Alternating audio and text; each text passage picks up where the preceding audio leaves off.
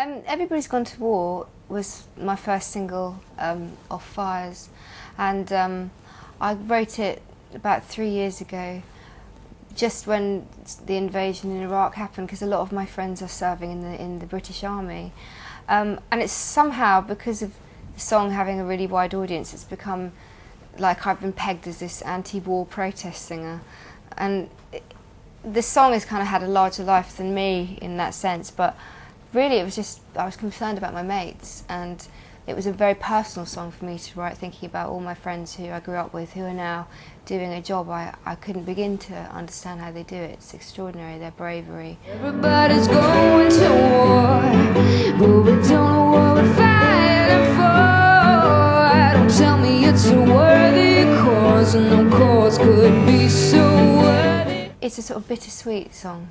It's bittersweet in the sense that I'm sad it's still relevant, and a lot of my friends are still in the army out there, so I'm always worried about them.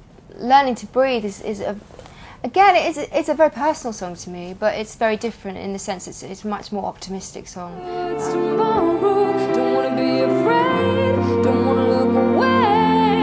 I'm learning to breathe on my own. I wrote it thinking about a very dear friend of mine who, when we were teenagers, I can remember we were listening to a Prince song called When Doves Cry, and he started crying, and he was like, "This is my song." And I remember thinking, oh, people have that. I thought it was me who cried in my bedroom listening to my favourite records, and I realised then that music has this extraordinary power to kind of move all of us.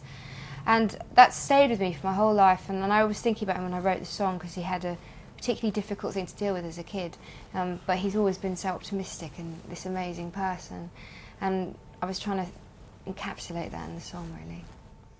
The reason I'm really impressed by Kylie Minogue, the same reason I'm impressed by someone like Madonna, is whether they have a hand in writing their songs or not, they have an incredible ear for picking the right songs. And people are very keen to say, oh, well, she's just a bird singer, but you don't have that longevity in your career unless part of you has got something going on. And I think Confide in Me is, for me, her finest moment. It was when she came back, having been this bubblegum pop artist, and made a really technically, as a musician, it's quite a difficult record, and I rearranged it for strings. I was quite amazed by the complexity of that record. And it was just a moment where I suddenly had a completely different idea about Kylie Minogue.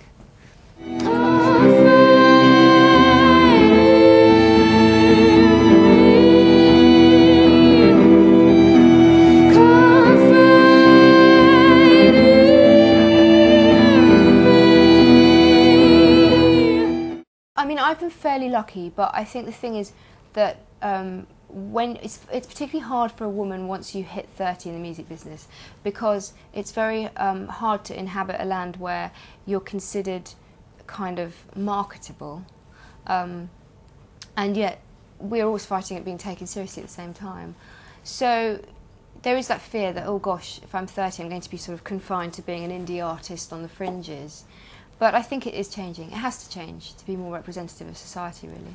I think also people are waiting till they're much older to do things like get a house, have kids. So our sort of youth is extended, as it were. So 30 is essentially the new 21 in the way that the world's working now. And we all live for a lot longer as well. If we're all living till about 80 or 90, it can't possibly mean the same being 30 if everyone's living till they're 100 years old.